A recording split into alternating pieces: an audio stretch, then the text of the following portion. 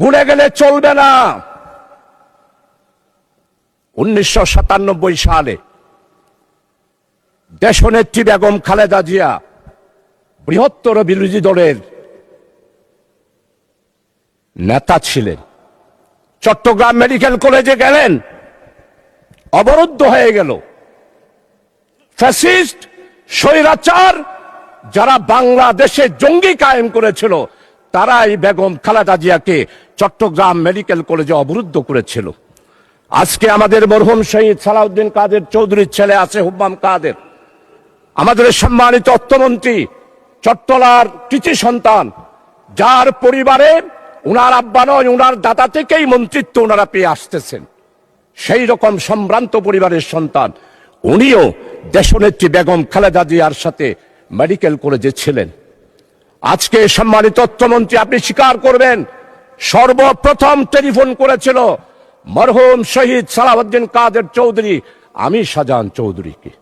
আমি তো জামাত, আমি তো শিবির, কিন্তু সেই দিন আমরা জামাত শিবিরেরা চট্টগ্রাম মেডিকেল কলেজ থেকে দেশনেত্রী বেগম খালেদা জিয়াকে সালাউদ্দিন কাদের চৌধুরীর আহ্বানে জামাত এবং শিবির সেই দিন বেগম খালেদা জিয়াকে আমরা উদ্ধার করেছিলাম। আল্লাহুম্মা সাল্লি ওয়া সাল্লিম আলা নবিয়িনা মুহাম্মদ। আল্লাহুম্মা সাল্লি আলা সাইয়্যিদিনা মুহাম্মদ ওয়াসিলাতি ইলাইকা ওয়া আলিহি ওয়া সাল্লিম। বিসমিল্লাহির রহমানির রহিম। ইয়াকা না'বুদু ওয়া ইয়াকা নাস্তাঈন ওয়া মা তাওফীকি ইল্লা বিল্লাহ। মাননীয় স্পিকার, আপনাকে অসংখ্য ধন্যবাদ। এই মহান সংসদ আপনি প্রায় 7 বারের মতো সংসদ সদস্য হিসাবে নির্বাচিত হয়েছিলেন। অতীতের পার্লামেন্ট আপনার চেয়ে বেশি এইখানে কেউ অভিজ্ঞ নয়। আপনি একজন বীর মুক্তিযোদ্ধা এবং আপনি স্বাধীনতার একজন ইতিহাসের বট বৃক্ষ হিসাবে স্বরাষ্ট্রমন্ত্রী উল্লেখ করেছেন। আমি ওনার সাথে সম্পূর্ণ একমত। মাননীয় স্পিকার, মাননীয় স্পিকার, আজকে আমাদের এই মহান সংসদে আমি সর্বপ্রথম বিশেষ করে আমাদের মাননীয় সংসদ সদস্য অত্যন্ত প্রবীণ এবং ইতিহাসবিদ, উনি যেই কথাগুলো উল্লেখ করেছেন আমি মনে করি এগুলোর জবাব দেওয়ার কোনো প্রয়োজন নেই। তার কারণ হচ্ছে জাতি জামাত ইসলামীকে ইতিহাসের কাঠগড়ায় এইবারের নির্বাচনে আনুপাতিক হারে ভোটের সংখ্যার দিক থেকে জাতি আমাদেরকে স্বীকৃতি দিয়ে দিয়েছে আমরা যে দেশপ্রেমিক, আমরা দেশকে ভালোবাসি, দেশের মানুষকে ভালোবাসি।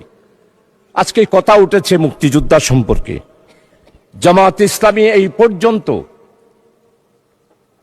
স্বাধীনতার ইতিহাস সম্পর্কে জামাত ইসলামীর পক্ষ থেকে স্পষ্ট বক্তব্য দিয়ে দেওয়া হয়েছে মাননীয় স্পিকার।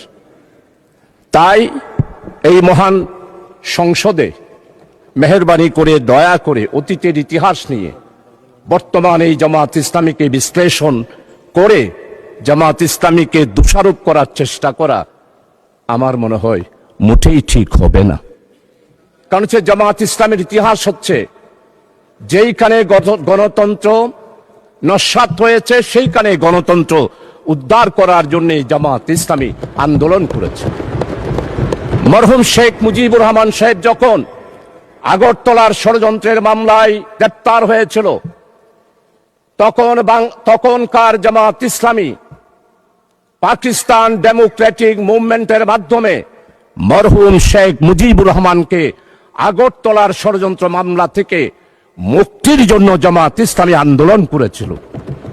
শুধু আন্দোলন নয় মাননীয় স্পিকার, আমাদের সাবেক আমির জামাত বিশ্ব ইসলামী আন্দোলনের নেতা, যিনি তৎকালীন পূর্ব পাকিস্তানের স্বাধিকার আদায়ের জন্য 1962 সালে বক্তব্য দিয়েছেন, 1966 সালে বক্তব্য দিয়েছেন, 1948 সালে বক্তব্য দিয়েছেন। মরহুম শেখ মুজিবের মুক্তির জন্য যে ডাইরেক্ট অ্যাকশন কমিটি হয়েছিল সেই অ্যাকশন কমিটির সেক্রেটারি ছিলেন অধ্যাপক গোলাম আজম এবং জামাত ইসলামী ছিল সেই জোটের একটি সংগঠন। আর জয়েন্ট সেক্রেটারি ছিল জনাব আব্দুস সামাদ আজাদ সাহেব। মরহুম শেখ মুজিবুর রহমানের আগরতলা ষড়যন্ত্রের মামলা থেকে মুক্তির জন্য সবচেয়ে বেশি অর্থ যোগান দিয়েছিল তৎকালীন পাকিস্তান আমলে জামাত ইসলামী। মাননীয় স্পিকার, তাই জামাত ইসলামের ইতিহাস হচ্ছে মানুষের অধিকার প্রতিষ্ঠার ইতিহাস। জামাত ইসলামের ইতিহাস হচ্ছে গণতন্ত্র প্রতিষ্ঠার ইতিহাস। জামাত ইসলামীকে আপনারা বারবার অনেক তকমা দিয়েছিলেন, কোন তকমায় জনগণ বিশ্বাস করে নাই। আপনারা বলেছেন আমরা জঙ্গি। জনগণ 12 তারিখের নির্বাচনের মাধ্যমে প্রমাণ করেছে জামাত ইসলামী জঙ্গি সংগঠন নয়, গণতান্ত্রিক, নিয়মতান্ত্রিক, সাংবিধানিক একটি আন্দোলন এবং সংগঠন। মাননীয় স্পিকার, জামাত ইসলামীর গণতান্ত্রিক ইতিহাস অনেক সময় লাগবে। আপনি যেহেতু আমাকে সময় নির্ধারণ করে দিয়েছেন, আজকে জামাত ইসলামীর ব্যাপারে শুধু এতটুকু বলতে চাই, ভুলে গেলে চলবে না। 1997 সালে দেশনেত্রী বেগম খালেদা জিয়া বৃহত্তর বিরোধী দলের নেতা ছিলেন। চট্টগ্রাম মেডিকেল কলেজে গেলেন, অবরুদ্ধ হয়ে গেল। ফ্যাসিস্ট স্বৈরাচার যারা বাংলাদেশে জঙ্গি কায়েম করেছিল, তারাই বেগম খালেদা জিয়াকে চট্টগ্রাম মেডিকেল কলেজে অবরুদ্ধ করেছিল। আজকে আমাদের মরহুম শহীদ সালাউদ্দিন কাদের চৌধুরীর ছেলে আছে হুম্মাম কাদের, আমাদের সম্মানিত অর্থমন্ত্রী, চট্টলার কৃতি সন্তান, যার পরিবারে উনার আব্বা নয়, উনার দাদা থেকেই মন্ত্রিত্ব উনারা পেয়ে আসতেছেন। সেই রকম সম্ভ্রান্ত পরিবারের সন্তান উনিও দেশনেত্রী বেগম খালেদা জিয়ার সাথে মেডিকেল কলেজে ছিলেন।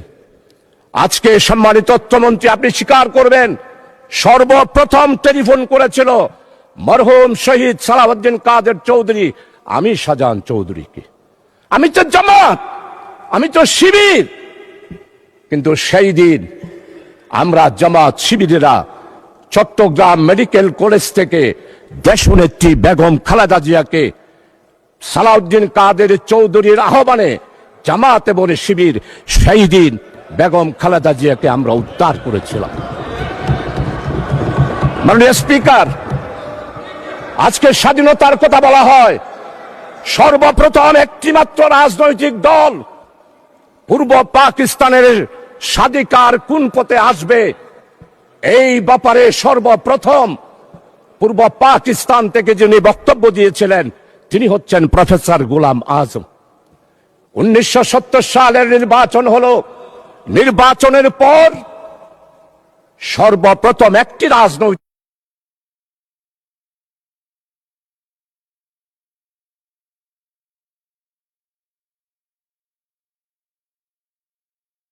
সাক্ষী ট্রান্সপার্ট পাওয়ার শেখ মুজিবুর রহমান।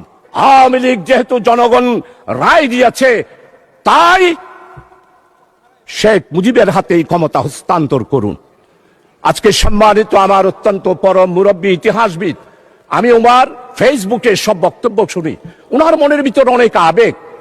1757 সালের ইতিহাস আপনি তুলে ধরেছেন, পাল বংশের ইতিহাস তুলে ধরেছেন, কিন্তু আপনি কি ফরাজি আন্দোলন, ফকির আন্দোলন, খেলাফত আন্দোলন, ওয়াহাবি আন্দোলন, ওলামায়ে কেরামদের ইতিহাস আপনি তুলে ধরেন নাই? সেই দিন আমাদের খেলাফত আন্দোলন, ওয়াহাবি আন্দোলন, ফকির আন্দোলন, মজলুন আন্দোলন, হাজী শরীয়তুল্লাহর আন্দোলন আপনি যদি তুলে ধরতেন, তাহলেই মনে করতাম আপনি একজন নিরপেক্ষ ব্যক্তি। এখন আমার মনে হচ্ছে আপনি নিরপেক্ষ নয়, আপনি শুধু জামাত ইসলামী আর মুসলমান আর ইসলামী আন্দোলনকে আঘাত করার জন্যই পার্লামেন্টে বক্তব্য রেখেছে। আমার নেতা, আমাদের অপোজিশনের লিডার, উনি মুক্তিযোদ্ধার পরিবারের সন্তান, শহীদ পরিবারের সন্তান, এটার উপরও আপনি আঘাত করেছেন। আপনার মনের বেদনা আমরা বুঝতে পারি। মাননীয় স্পিকার, জনাব প্রেসিডেন্ট ভাষণ দিয়েছেন, সেই ভাষণের ব্যাপারে মাননীয় সংসদ সদস্যবৃন্দ অনেকেই ওনাকে সাধুবাদ জানিয়েছেন। আমরা এটার বিরোধিতা করি না, কিন্তু আমরা স্পষ্ট বলতে চাই, জনাব প্রেসিডেন্ট, আপনি শপথ ভঙ্গ করেছেন, আপনি জাতিকে বিভ্রান্ত করেছেন।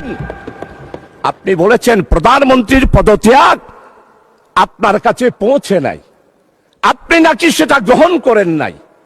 তাহলে আপনারাই বিচার করেন সংসদে, একজন প্রেসিডেন্ট শপথ নেওয়ার পর কিভাবে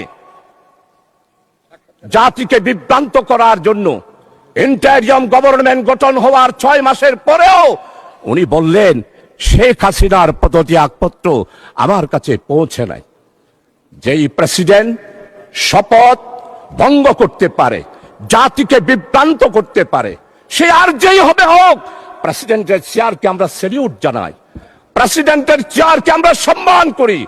কিন্তু ব্যক্তি হিসাবে জনাব প্রেসিডেন্ট সাহেব জাতিকে যেই বিভ্রান্ত করে মধ্যবর্তীতে সাধারণ নির্বাচন হওয়ার আগে বাংলাদেশে একটি ষড়যন্ত্রের মাধ্যমে 17 বছরের নির্যাতিত বিএনপি, জামাত, 11 দলীয় জোট, ছাত্র দল, ছাত্র শিবির, আমরা যারা আন্দোলন করে একটা ফসল নিতে চেয়েছিলাম, সেই ফসল নেওয়ার ক্ষেত্রে মাননীয় সদস্য, আপনি 2 মিনিটের মধ্যে কনক্লুড করেন। অ্যানাদার 2 মিনিটস, 2 মিনিটে শেষ করুন। আচ্ছা ঠিক আছে মাননীয় স্পিকার, আপনার কথা আমি অবশ্যই শেষ করব। মাননীয় স্পিকার, আমাদের নেতৃবৃন্দ আজকে মওলানা মতিউর রহমান নিজামী নেই, 10 বছর পার্লামেন্টে ছিলেন, আপনি তার সাক্ষী। মওলানা মতিউর রহমান নিজামী এই পার্লামেন্টে কাকো আঘাত দিয়ে কোনোদিন কথা বলেছে? আমি উনার বক্তব্য লাইব্রেরিতে গিয়ে সব সময় পড়ি, যেমন শাহজিজের বক্তব্য পড়ি, তেমন মওলানা মতিউর রহমান নিজামী শহীদের বক্তব্য পড়ি। মাননীয় স্পিকার, আজকে মওলানা মতিউর রহমান নিজামীকে খুঁজে পায় না পার্লামেন্টে। আল্লামা হযরত মাওলানা দেলওয়ার হোসেন সাইদি রহমতুল্লাহ আলাই উনি এইখানে বক্তব্য রেখেছেন। আজকের সম্মানিত মির্জা ফখরুল ইসলাম মহাসচিব, চরমভাবে শ্রদ্ধা করি, উনি আমাদের কৃষি মন্ত্রী মওলানা মতিউর রহমান নিজামীর স্টেট মিনিস্টার ছিলেন, প্রতিমন্ত্রী ছিলেন। উনি এত ভালো ভালো পদক্ষেপ নিয়েছেন কৃষি ডিপার্টমেন্টে। আজকের কৃষিমন্ত্রী যিনি আছেন অত্যন্ত বিজ্ঞ। আমার মনে হয় আমাদের মির্জা ফখরুল ইসলাম সাহেবের রেখে যাওয়া, মওলানা মতিউর রহমান নিজে রেখে যাওয়া কৃষি মন্ত্রণালয়ে উনি সেই পদক্ষেপগুলো গ্রহণ করছেন। আজকে তাকে শ্রদ্ধা ভরে স্মরণ করছি। তাকে কেন ফাঁসি দেওয়া হলো মাননীয় স্পিকার? উনি কি মানবতা বিরোধীর অপরাধ ছিল? সদস্য, ধন্যবাদ।